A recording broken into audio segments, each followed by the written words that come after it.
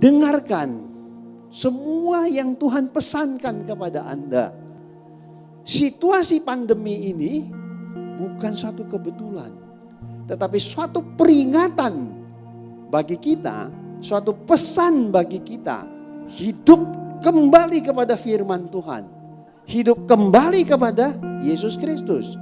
Nah, ini yang saudara harus benar-benar pahami dalam kehidupan kita selanjutnya. Shalom saudara-saudaraku. Nah, hari Minggu kemarin sedikit saya sampaikan, saya ulang dikit aja mengenai pesan Tuhan di balik pandemi dan vaksin COVID. Nah, kemarin minggu lalu saya sudah jelaskan bahwa vaksin tidak menjamin Anda kebal. Sebenarnya hanya untuk menaikkan imun tubuh Anda. Dan terbukti banyak sekarang orang yang sudah vaksin 2 kali pun sudah divaksin masih tetap kena. Ada beberapa negara yang sudah mengalami itu. Jadi saudara harus tahu, intinya vaksin hanya untuk menaikkan kekuatan imun tubuh Anda. Nah, minggu lalu karena manusia itu terdiri dari awalnya roh, jiwa, dan tubuh. Awalnya karena waktu dia diciptakan, dibentuk dari debu tanah, dikasih roh Allah. Sehingga dia menjadi memiliki roh, jiwa, dan tubuh. Tapi waktu manusia jatuh dalam dosa, di Kejadian 6, manusia itu dominan di tubuh. Jadi hidupnya dikendalikan oleh keinginan dagingnya. Makanya di Kejadian 6 ayat 3 itu jelas dibilang bahwa manusia setelah jatuh dalam dosa, roh Allah keluar.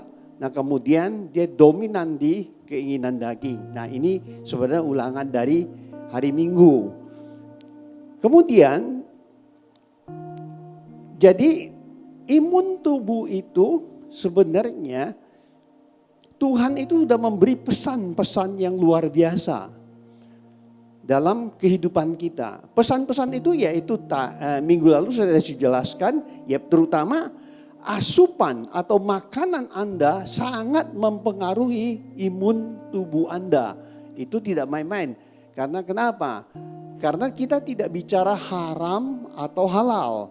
Tapi yang kita bicarakan di sini sehat apa tidak, bersih atau kotor yang kamu makan. Ini yang menjadi inti daripada, karena inilah yang akan mempengaruhi kekuatan dan imun tubuh kita. Nah, kemudian karena manusia itu terdiri dari jiwa, ya sekarang saudara perhatikan, kalau namanya keinginan daging, ya itu hampir tidak bisa dibedakan dengan keinginan jiwa. Kalau menurut Galatia 5, tolong bisa ditampilkan di Galatia 5, saudara akan lihat di situ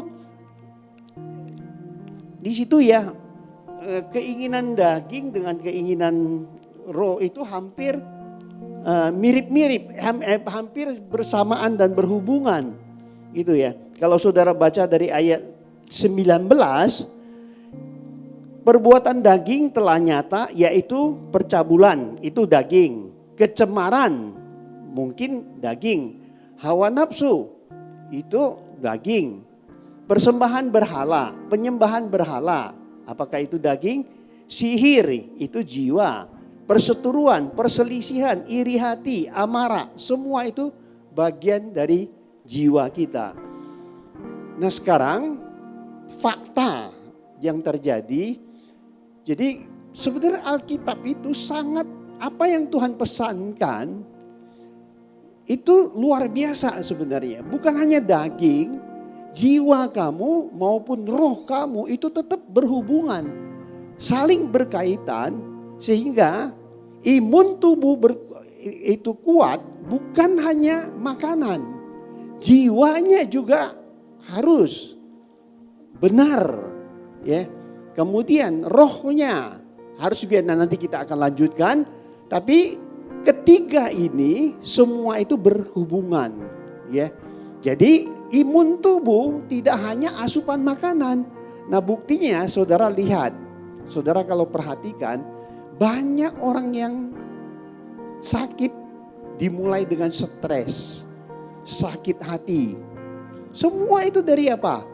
Dari jiwa, dari pikiran, ya. Pikirannya stres, kehidupannya jadi berantakan, udah imun tubuhnya terutama itu menjadi lemah. Banyak kita lihat, kita temukan, banyak yang kita temukan orang ini lagi sakit, terus didoain. Kadang-kadang didoain apa? Cuma minta dia mau mengampuni orang yang pernah dia benci. Atau dia pernah sakit hati sama keluarganya, pada temannya atau pada saudaranya. Tetapi waktu dia melepaskan pengampunan, orang ini malah sembuh. Nah di sini saudara lihat, begitu besar pengaruhnya. Baik jiwa, jiwa itu bicara tentang pikiran, hati, kehendak manusia. Nah saudara kalau perhatikan, ya, karena pengaruh ini pun bisa membuat imun tubuh orang lemah. Makanya kenapa di Alkitab itu diajarkan Anda itu tetap harus bersukacita. Selalu bersukacita. Bukan gak ada alasan. Semua itu ada alasan. Ya. Nah, kita akan lihat benarkah jiwa itu mempengaruhi hidup kita? Saya ajak Anda buka Amsal 4. Coba Amsal 4. Amsal 4 ayat 20 sampai 22. Ya, 23 sampai 23. Demikian firman Tuhan. Hai anakku, perhatikanlah perkataanku, arahkanlah telingamu kepada ucapanku. Ya. Janganlah semuanya itu menjauh dari matamu. Simpanlah itu di lubuk hatimu. Karena itulah yang menjadi kehidupan bagi mereka yang mendapatkannya. Dan kesembuhan bagi seluruh tubuh mereka. Jagalah, perhatikan. Jagalah hatimu dengan segala kewaspadaan. Karena dari situlah terpancar kehidupan. Nah sungguh, coba saudara lihat.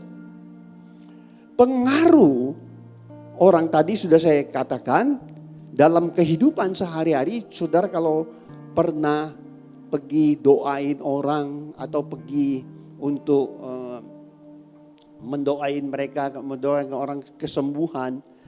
Coba banyak sekali yang kita temukan yang seperti itu. Banyak orang karena stres. Dia imun tubuhnya turun. Makanya penyakitan akhirnya. Nah di situ luar biasa pengaruhnya. Nah untuk itulah coba deh. Sebenarnya kalau diteliti kenapa orang itu bisa sakit hati, bisa benci, ya. Itu sumbernya cuma satu. Sumbernya cuma satu. Itu adalah kemarahan. Makanya di Alkitab dikatakan gini. Dikatakan ini deh. Coba Efesus 4 ayat 26. Efesus 4 ayat 26. Demikian firman Tuhan. Apabila kamu menjadi marah, perhatikan. Apabila kamu menjadi marah, janganlah kamu berbuat dosa. Janganlah matahari terbenam sebelum padam amarahmu. Saya suka tanya sama orang, kalau menurut ayat ini boleh marah gak? Hampir dari 10 orang ditanya 9 bilang boleh. 9 orang bilang boleh. Ini hasil ini. Padahal tidak ada yang mengizinkan, membolehkan kita marah. Kalau saya tanya Anda, boleh marah enggak? Anda bilang boleh. Berarti kamu merestui saya marah. Benar apa enggak? Nah, jadi sebenarnya sebaliknya kita ngelihat apa yang dimaksud di sini, apabila kamu menjadi marah, Tuhan itu tahu persis kita ini manusia. Kita masih nginjak bumi. Karenanya kalau tanya bisa marah, bukan boleh ya, bisa marah apa tidak? Pasti bisa. Cuman dibilang gini, apabila kamu marah, kamu jangan sampai berbuat dosa. Kalimatnya kan seperti itu, Efesus 4 ayat 26. Apabila kamu menjadi marah, janganlah kamu berbuat dosa. Jadi marah tapi nggak berbuat dosa. Sulit kan? Ada nggak yang marah tapi nggak berbuat dosa? Bisa apa enggak? Seperti itu. Nah, sebenarnya ini compare-nya kalau saudara lihat ya, kita tahan dulu ini. Mazmur 37 ayat 8. Katanya demikian firman Tuhan, berhentilah marah dan tinggalkanlah panas hati itu, jangan marah. Itu hanya membawa kepada kejahatan. Sebetulnya bukan hanya kejahatan. Orang yang marah itu akan rugi sendiri gitu loh. Tapi kita sebagai manusia seperti yang dikatakan di Efesus tadi, tidak mungkin kita tidak marah. Ya kan? Cuman bisa enggak namanya marah tapi tidak berbuat dosa. Nah, saudara lihat kalimat selanjutnya dari Efesus 4 ayat 26. Janganlah matahari terbenam sebelum padam amarahmu. Jangan, artinya gini. Kalaupun kamu marah, jangan sampai matahari terbenam kamu masih tetap marah. Jadi intinya adalah satu. Kamu tetap bisa marah. Cuman harusnya supaya kamu tidak berbuat dosa, kamu tidak salah, dan tidak mengganggu kehidupan kamu, marah kamu itu harus hanya sebentar. Cepat-cepat kuasai diri kamu. Makanya di Buaro, saudara lihat di Galatia 5 ayat 22-23. Nah, Buaro yang terakhir yang disebutkan itu adalah penguasaan di diri. Nah, saudara kalau perhatikan di sini kenapa ini ayat ini disampaikan supaya gini, saudara kalau perhatikan kenapa yang disebut orang yang berlarut dalam, kalau dia marah itu pasti semua dari kita sebagai manusia pasti bisa marah, ya. Tapi kalau kita nggak bisa menguasai diri kita, kemarahan itu akan terus berlanjut. Kalau sudah nginap, itu bukan marah lagi. Itu yang apa? Yang ada itu adalah sakit hati, dendam, kebencian. Nah itu yang dibilang berdosa. Nah Tuhan tidak mau Anda itu. Karena kenapa? Karena dengan begitu imun tubuh kamu akan terpengaruh sehingga kesehatan kamu pun juga akan terganggu. Ini fakta. Saudara boleh cek benar apa tidak. Coba orang sakit, orang stres itu awalnya dari mana? Awalnya ya dari kemarahan yang tidak bisa dikendalikan. Nah ini kita harus belajar kebenaran ini. Tuhan menghendaki tubuh kamu makan makanan yang sehat. Jiwa kamu juga harus sehat. Nah jiwa yang sehat itu ya harus kamu tahu cara menguasai diri kamu. Nah tip untuk menghindari itu seperti apa? Itu tip untuk menghindari itu seperti yang pasti. Kamu ya pikiran kita ini selama kita hidup kita terus berpikir. Ya, kita harus terus berpikir. Jadi saya pelajari tahu nggak siapa? Stephen Hawking. Stephen Hawking itu divonis akan mati umur 21 tahun. Waktu itu dia umur 20. Dibilang dia akan lumpuh di umur 21 tahun. Nah, benar terjadi 21 tahun, umur 21, setahun kemudian setelah dinyatakan bahwa dia akan mati setahun lagi, umur 21 dia lumpuh total, dia nggak bisa ngapa-ngapain. Jadi yang hidup apa? Dari diri dia, mata dia, pikiran dia, hidung dia bisa makan, mulut dia bisa makan, dan jarinya semua lumpuh, hanya tinggal 2 yang bisa digerakin, ya kan? Nah, kemudian dia berpikir dalam waktu setahun saya mau melakukan sesuatu. Dia minta satu tempat duduk yang khusus, kemudian dibikinkan satu alat komputer yang alat tiknya juga khusus. Jadi bagaimana dia hidup, dia lanjutkan pemikiran dia untuk menciptakan, membuat buku dalam posisi enggak bergerak. Dia hanya disuapin makan, tidur pun diangkat dibawa ke tempat tidur, dan makan disuapin. Ya, dia hanya gerakin 2 tangan untuk ngetik. Tapi otak dia tetap difokuskan pada apa yang dia mau pikirkan, dia ciptain. Dia gak mau pikirin dia bakal mati tahun depan, dia gak bakal pikirin. Tetapi dia fokus untuk menciptakan, menulis. Saudara tahu umurnya berapa? 75 tahun. Setelah dia divonis setahun akan mati, dia dapat bonus 54 tahun. Kenapa? Karena dia bisa mengarahkan pikiran, dia gak mau pikirin sesuatu, dia gak mau pikirin yang sakit hati. Karena memang dia lumpuh, yang dia pikirkan apa? Gue mau ciptain nih, gue mau bikin satu karya yang luar biasa. Nah saudara bayangkan, pikiran kita juga sama. Nah kita sebagai orang yang percaya, ada gak yang kita bisa bayangkan, kita bisa menciptakan sesuatu atau kita bisa mendapatkan sesuatu? Bisa.